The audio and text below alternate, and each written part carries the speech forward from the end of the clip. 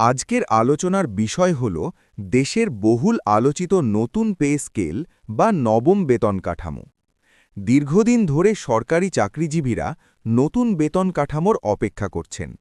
বিভিন্ন সময় সভা, আলোচনা এবং কমিশনের সুপারিশের মাধ্যমে এই বিষয়টি সামনে এসেছে। সাম্প্রতিক সময়ে এ নিয়ে নতুন করে গুরুত্বপূর্ণ খবর প্রকাশ হয়েছে, যা দেশের লাখ লাখ সরকারি কর্মচারীর জন্য খুবই গুরুত্বপূর্ণ। বাংলাদেশে সর্বশেষ বড় বেতন কাঠামো চালু হয়েছিল ২০১৫ সালে। সেই সময় অষ্টম পে স্কেল কার্যকর করা হয়। এরপর অনেক বছর কেটে গেছে। এই সময়ের মধ্যে দেশের অর্থনীতি, বাজারের মূল্য, জীবনযাত্রার খরচ এবং মানুষের প্রয়োজন অনেক বদলে গেছে। বিশেষ করে দ্রব্যমূল্য বৃদ্ধি পাওয়ার কারণে সরকারি কর্মচারীদের একটি বড় অংশ মনে করছেন যে বর্তমান বেতন কাঠামো দিয়ে জীবন চালানো অনেক কঠিন হয়ে গেছে। এই কারণেই নতুন পে স্কেলের দাবি ধীরে ধীরে জোরালো হতে শুরু করে। এই প্রেক্ষাপটে সরকার একটি পে কমিশন গঠন করে। এই কমিশনের কাজ ছিল দেশের অর্থনৈতিক অবস্থা, সরকারি আয়ের পরিস্থিতি, কর্মচারীদের প্রয়োজন এবং ভবিষ্যৎ পরিকল্পনা বিবেচনা করে একটি নতুন বেতন কাঠামোর প্রস্তাব তৈরি করা। কমিশন দীর্ঘ সময় ধরে বিভিন্ন দিক বিশ্লেষণ করে একটি প্রস্তাব তৈরি করেছে। এই কমিশনের প্রস্তাব অনুযায়ী নতুন বেতন কাঠামোতে সর্বনিম্ন বেতন ধরা হয়েছে প্রায় ২০,০০০ টাকা এবং সর্বোচ্চ বেতন প্রায় ১,৬০,০০০ টাকা পর্যন্ত হতে পারে। এর অর্থ হল অনেক ক্ষেত্রে বেতন উল্লেখযোগ্যভাবে বাড়তে পারে। বিশেষ করে যারা নিচের গ্রেডে চাকরি করেন, তাদের জন্য এটি বড় একটি পরিবর্তন হতে পারে। এই প্রস্তাব সামনে আসার পর দেশের বিভিন্ন সরকারি দপ্তর, স্কুল, কলেজ এবং অন্যান্য প্রতিষ্ঠানের কর্মচারীদের মধ্যে আলোচনা শুরু হয়েছে।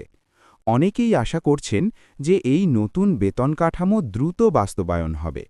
আবার অনেকেই বলছেন যে শুধু প্রস্তাব দিলেই হবে না, এটি কার্যকর করার জন্য সরকারি গেজেট প্রকাশ করা প্রয়োজন। সম্প্রতি অর্থ মন্ত্রণালয়ের পক্ষ থেকেও কিছু ইতিবাচক বক্তব্য এসেছে। সরকারি দায়িত্বশীল ব্যক্তিরা জানিয়েছেন যে নতুন পে স্কেল বাস্তবায়নের বিষয়ে সরকার কাজ করছে, তবে এটি বাস্তবায়ন করতে কিছু সময় লাগতে পারে। কারণ একটি নতুন বেতন কাঠামো চালু করার আগে অনেক ধরনের হিসেব, বাজেট এবং প্রশাসনিক প্রস্তুতি দরকার হয়। এদিকে দেশের বিভিন্ন স্থানে শিক্ষক এবং সরকারি কর্মচারীদের মধ্যে নতুন পে স্কেল দ্রুত ঘোষণার দাবিতে কর্মসূচিও দেখা গেছে। কিছু জায়গায় আলোচনা সভা হয়েছে, আবার কোথাও কোথাও প্রতীকী কর্মসূচি পালন করা হয়েছে। তারা বলছেন যে দীর্ঘদিন ধরে এই দাবি জানানো হচ্ছে, তাই দ্রুত সিদ্ধান্ত নেওয়া প্রয়োজন। নতুন পে স্কেল বাস্তবায়নের ক্ষেত্রে আরেকটি গুরুত্বপূর্ণ বিষয় হল রাষ্ট্রের অর্থনৈতিক সক্ষমতা। সরকারকে বিবেচনা করতে হয় যে নতুন বেতন কাঠামো চালু করলে মোট ব্যয় কত বাড়বে এবং সেই ব্যয় বহন করার মতো সক্ষমতা আছে কিনা, কারণ সরকারি কর্মচারীর সংখ্যা অনেক বেশি এবং বেতন বৃদ্ধি মানে সরকারের ব্যয়ের পরিমাণও অনেক বেড়ে যাওয়া। বিশেষজ্ঞদের মতে নতুন বেতন কাঠামো চালু হলে শুধু কর্মচারীদের জীবনমানই উন্নত হবে না, বরং অর্থনীতিতেও একটি প্রভাব পড়তে পারে।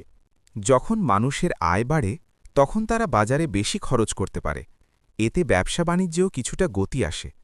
তবে কিছু অর্থনীতিবিদ আবার সতর্ক করে বলেছেন যে বেতন বৃদ্ধি করার সময় দেশের সামগ্রিক অর্থনৈতিক পরিস্থিতিও মাথায় রাখতে হবে, কারণ যদি খুব দ্রুত বড় ধরনের ব্যয় বৃদ্ধি করা হয় তাহলে বাজেটের ওপর চাপ সৃষ্টি হতে পারে। তাই সরকার সাধারণত ধাপে ধাপে এসব সিদ্ধান্ত নেয়। পে কমিশনের সুপারিশ জমা দেওয়ার পর এখন সবার নজর রয়েছে সরকারের চূড়ান্ত সিদ্ধান্তের দিকে। সাধারণত কমিশনের প্রস্তাব পাওয়ার পর সরকার সেটি পর্যালোচনা করে, প্রয়োজন হলে কিছু পরিবর্তন করে তারপর আনুষ্ঠানিকভাবে ঘোষণা দেয়।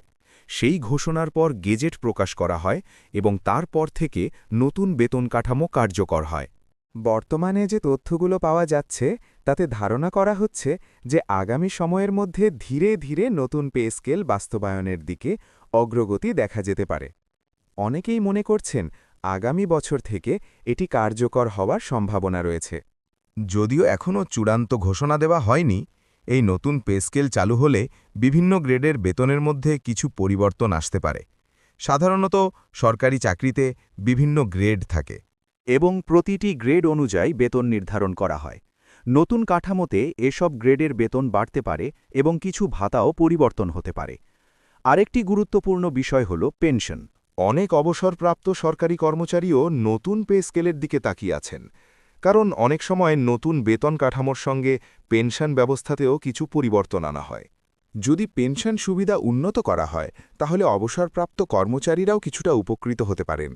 সরকারি চাকরিজীবীদের মতে নতুন পে স্কেল শুধু একটি আর্থিক বিষয় নয়, এটি তাদের ভবিষ্যৎ নিরাপত্তা এবং পরিবার পরিচালনার সঙ্গে সম্পর্কিত।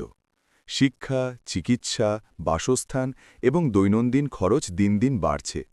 তাই তারা মনে করেন যে বেতন কাঠামো সময় অনুযায়ী পরিবর্তন হওয়া প্রয়োজন। এছাড়া তরুণ প্রজন্ম যারা ভবিষ্যতে সরকারি চাকরিতে যোগ দিতে চান, তারাও এই বিষয়টি গুরুত্ব দিয়ে দেখছেন। একটি ভালো বেতন কাঠামো থাকলে মেধাবী তরুণরা সরকারি চাকরির প্রতি বেশি আগ্রহী হয়। ফলে প্রশাসনেও দক্ষতা বাড়তে পারে। বর্তমানে সামাজিক যোগাযোগ মাধ্যমেও নতুন পে স্কেল নিয়ে অনেক আলোচনা চলছে। কেউ কেউ আশা প্রকাশ করছেন যে দ্রুতই সুখবর পাওয়া যাবে। আবার কেউ কেউ বলছেন, আগে অনেকবার আলোচনা হয়েছে, কিন্তু বাস্তবায়নের সময় লেগেছে, তাই এখন নিশ্চিতভাবে কিছু বলা যাচ্ছে না। তবে একটি বিষয় পরিষ্কার যে সরকার বিষয়টি নিয়ে কাজ করছে। এবং এটি এখন একটি গুরুত্বপূর্ণ আলোচনার বিষয় হয়ে উঠেছে।